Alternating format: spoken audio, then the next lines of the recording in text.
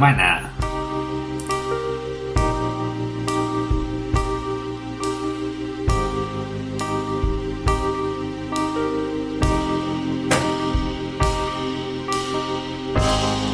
Bienvenidos al espacio en el que pretendemos aprender un poquito más.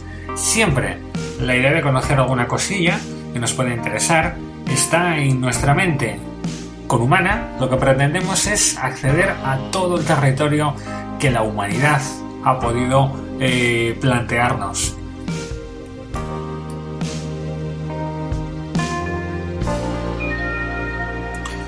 No pretendemos aburrir, no pretendemos ser eruditos, solamente queremos conocer un poquito más de un tema.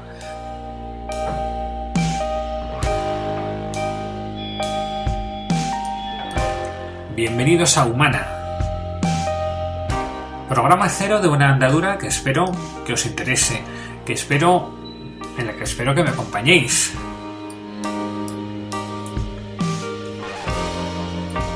Hoy empezamos con un tema que me toca de lleno.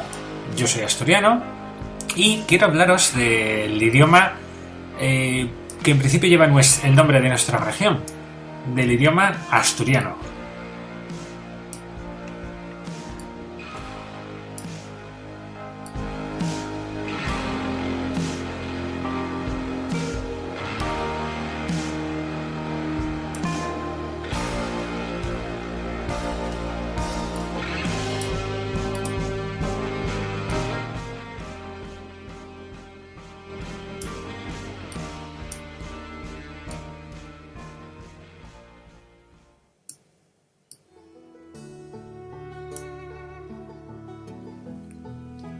El asturiano es el idioma de nuestros abuelos, el idioma que en principio deberíamos conocer todos los asturianos, por algo se llama asturiano.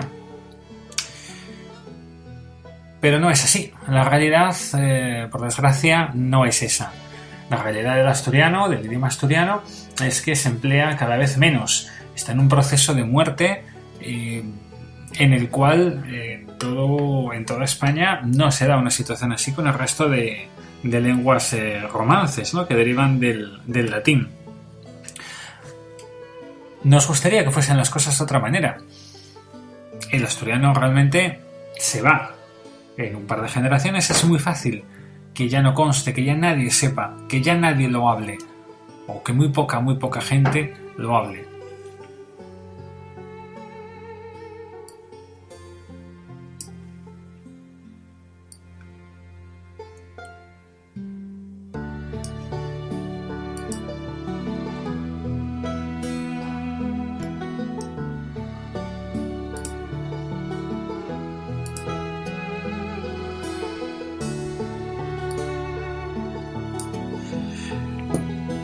Nos acercamos hoy un poquito a la historia del asturiano, cómo ha llegado, porque a veces la política lo ensucia todo y realmente esto no es política, esto es una lengua, simplemente eso.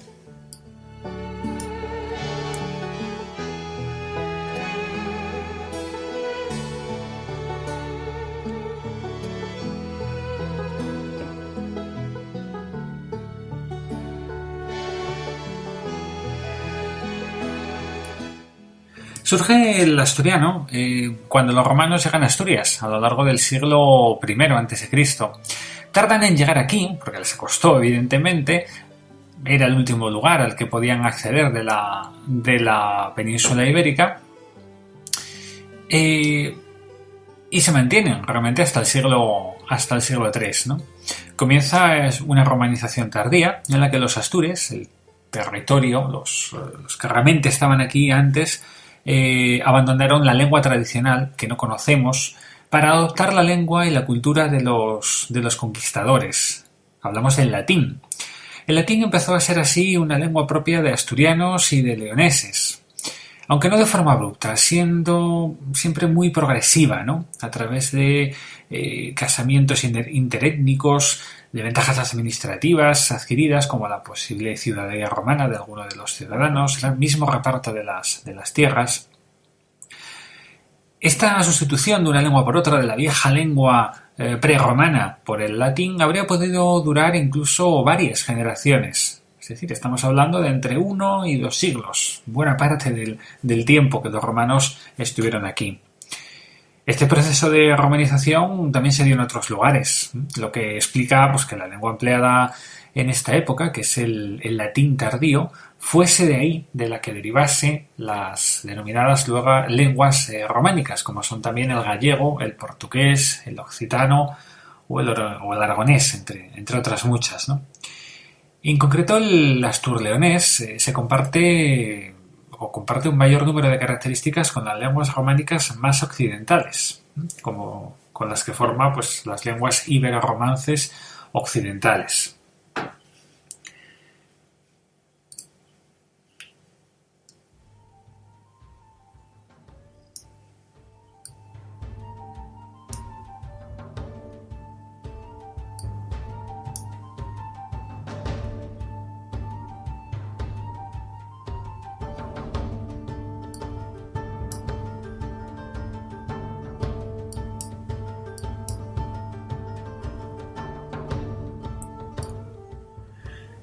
Es en la Edad Media donde se da el nacimiento del asturleonés como lengua diferenciada, pese a que su evolución desde entonces haga que las estructuras gramaticales, la fonética, la ortografía hayan cambiado mucho.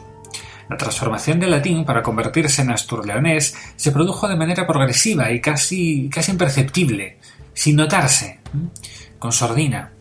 Es imposible dar una fecha exacta en la que el latín pasa a ser asturiano, no fue así. En lengua las cosas no se cambian de un día para otro. Sin embargo, pese a que el empleo del asturleonés coloquial estuviese difundido en la Alta Edad Media y sea casi unánime, el latín seguiría como la lengua de la cultura, de los documentos legales, es decir, habría una división de lo que es la lengua de la cultura, la lengua oficial, de lo que es la lengua real, la que hablaría la gente de la calle, la gente de los talleres, la gente de los campos.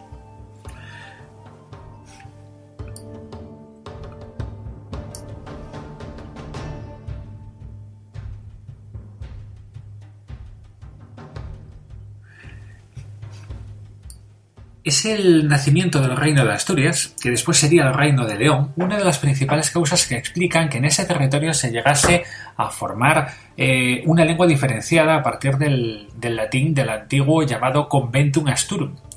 Este reino, el Reino de Asturias, no ocupaba únicamente las tierras de la actual Asturias, del actual Principado de Asturias, sino que también ocupaba las de León, Galicia y una buena parte de Portugal y alguna zona de Castilla. Además, se conquistaron tierras al sur del Duero, llegando incluso hasta Extremadura y Andalucía occidental, la Ruta de la Plata. Por eso, aún se mantienen en el habla de estos lugares algunos rasgos característicos del asturiano.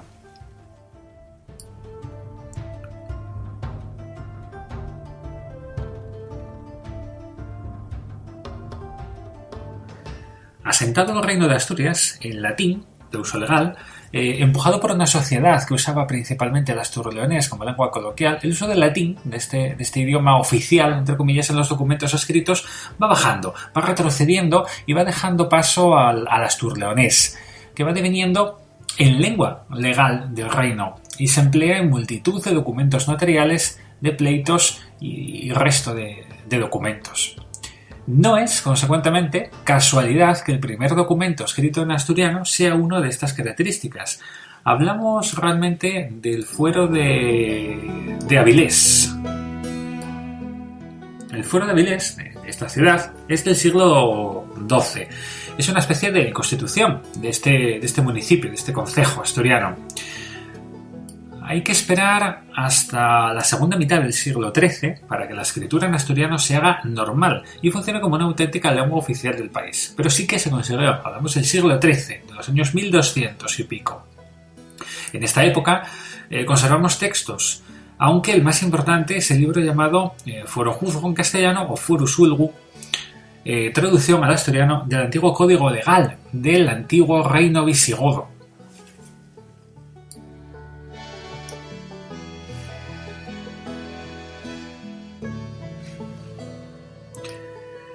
En lo que se refiere a los textos literarios en asturiano medieval, no conocemos, no disponemos de ningún ejemplo, pero esto no quiere en ningún caso decir que no los hubiese, simplemente no hay evidencia de ellos. Una prueba, entre ellas, podría darla los muchos asturianismos en el manuscrito leonés del conocido libro de Alexandre, aunque mezclados con castellano. Por otro lado, también se conocen los nombres de muchos juglares asturianos y leoneses que seguramente cantasen en la lengua del reino, aunque no conocemos sus obras.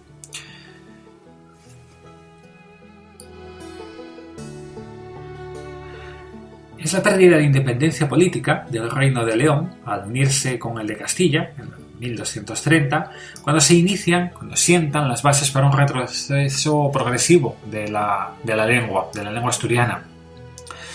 En primer lugar, el nuevo Reino Unido de Castilla y León, la hegemonía no estaría en León, sino que estaría en Castilla. Y por consecuencia, la lengua más usada en la corte va a ser el castellano, que también va a ser la que se emplee desde entonces en toda la documentación real. Es entonces con Alfonso X el Sabio, donde el castellano y el gallego van a tener un importante uso literario que no llegó a alcanzar el asturiano.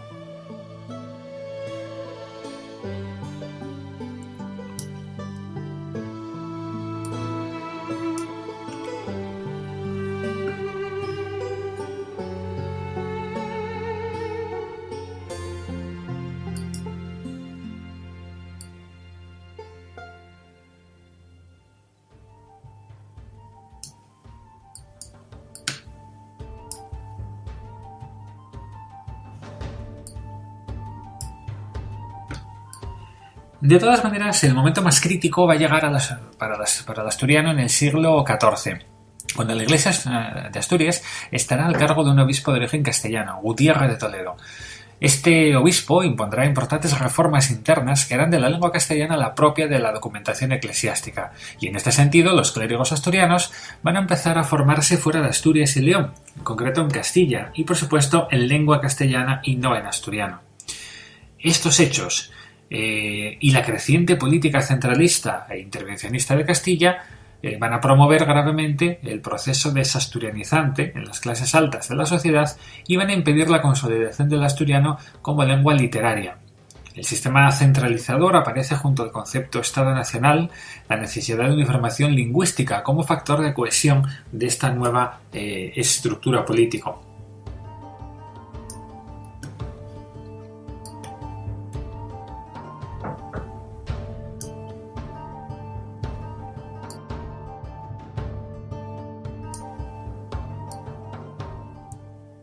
Pero aún va a ser peor.